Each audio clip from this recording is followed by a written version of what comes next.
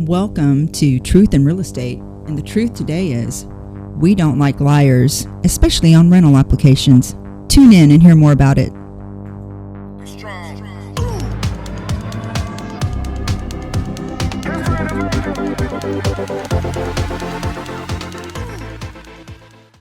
Hi, I'm Chris Blackwell. And I'm Dina Ramos. And thank you for joining us today. We're going to get into the dark side of rental applications and kind of go over what happens whenever tenants are lying on their applications.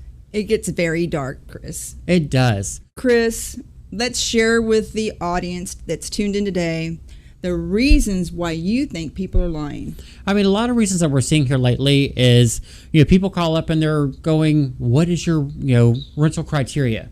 And we're going, good rental history, decent credit, no criminal background, or at least no felonies, non-violent offenses. No broken leases. No broken leases or owing other properties money. But the number one reason that we seem to keep coming across, at least here in the Houston market, is bad rental history. Yeah. So in terms of a real life story that we can share with people that's recent in your mind, let's just give an example of what you go through on a day-to-day basis. I mean, the most recent one is I can't actually remember. And remember, protect the names of the guilty. Yes. Let's just cover that up, please. Well, an agent wouldn't show the property, and then her clients applied, and then she gives me a call, and she's going, hey, I'm trying to check in on it. And I just go, I'm trying to think of a nice and professional way to put this. And she's like, well, just say it however it needs to come out. And I said, why are they fucking lying? Yeah. And she's like, well, how are they lying? And I'm going, so the addresses on driver's license has one address. The address that they say they're living at has another one. We called and verified with the one that was actually on their rental application. They hadn't lived there for 2 years. We got the rental history back from that apartment complex.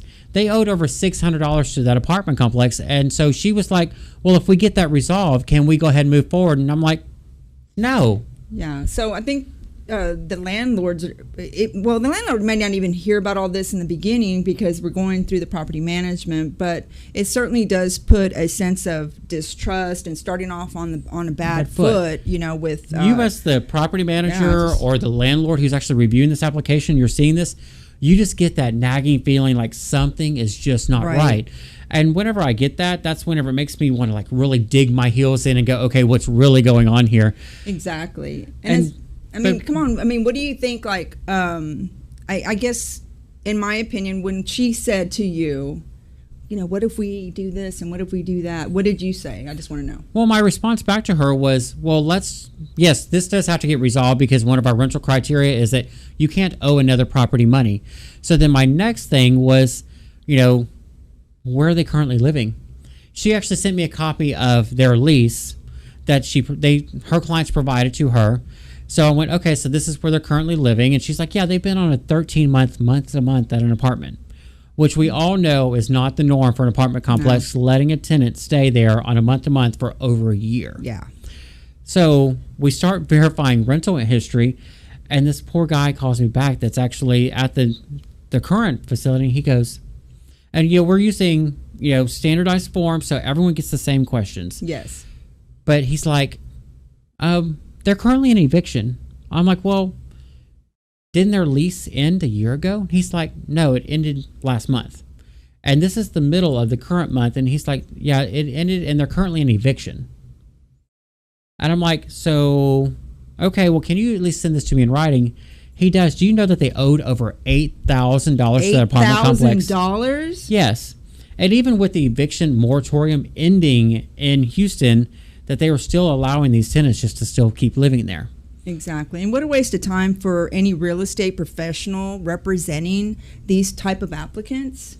So, this is ridiculous. And I think number one is you need to let your clients know they're applying, hey, everything, your rental history, your criminal background and credit will be run. So if there's anything you want to say up front, best to say it all now so that we can present it ahead of time, because they're going to lose not just their time and the real estate agent's time, but the application fees that are involved. It just it's crazy. Yeah, you're right. The landlord reviewing this information, trying to actually make sure they're getting correct information to make sure that they're getting good tenants. Because the last thing we want is to get a tenant in there who's either going to tear up the property or who's not going to keep paying.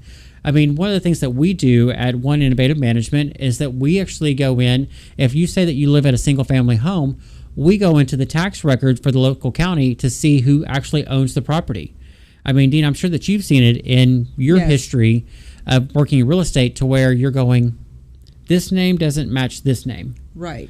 So, and we all know that in the state of Texas, at least, that you have to be a licensed real estate professional to manage properties for others. That's correct. So, Dina, do you recommend verifying it? Like if the name doesn't match? You have to verify. This is your fiduciary duty to the landlord, your client, to do everything possible to review the applicant, ensure that they're getting the best information possible to make an educated decision on the approval. And so that's not just for the tenant's agent, but that's actually for the listing agent who's like, if it's not you're not a property manager, but you're listing it on behalf of your landlord and you're collecting all this data, you want to make sure that you're presenting them with all the correct information. Exactly. And if you don't, the consequences typically involve what, Chris? So on our side, from our side as being property management, ours is that for the tenant, we just deny them. I mean, but what if somebody, that we took on a property and they already had a tenant in there, and then through the course of property management, you discover XYZ that doesn't match up to the original application that somebody else processed? Well, I mean, if it's that they have a pet, we actually do the pet violation, that sort of thing. If they've already matched up and, I mean, they've already been approved, they've been a long-standing tenant, it's very hard for us to do anything rather than maybe filing for eviction if it's something that we can actually evict for. But, I mean, that's going to be the big consequences. Right. So what about on the opposite side, Dina, with the listing agent for a rental property and they're not verifying information? Is there anything that can happen to them? Well, definitely, if you're not doing your job as a real estate professional, the Texas Real Estate Commission, TREC, has an online process, or you may call their 800 number to file a complaint. And real estate professional wants that to happen to them. Exactly. So in conclusion of today's video, we're going to really recommend, if you're a tenant and you're looking for a property, be honest on that application. Speak to if you have a tenant an agent that's representing you, be upfront with that agent. Let them know what your concerns are, any kind of history, so that way they can actually go to the property manager or the owner and landlord of that property and be upfront about it, see how they're doing, because you don't want to, you're paying application fees, pet application fees. Absolutely. So that, you can actually get a place where you like it. You're not wasting your time and their time. Honesty is the best policy, folks. It is. So make sure to like, subscribe, hit that notification bell. Once again, I'm Chris Blackwell. And I'm Dina Ramos. And we'll see you on the next one.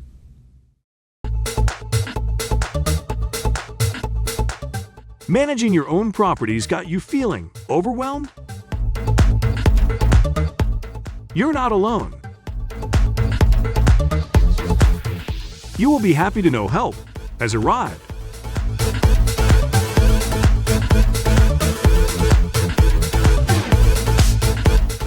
All your property needs and stress-free. One Innovative Management is here to help. $100 a month is all it takes. So when you're ready for a change, one that will change how you make money, One Innovative Management is here for you.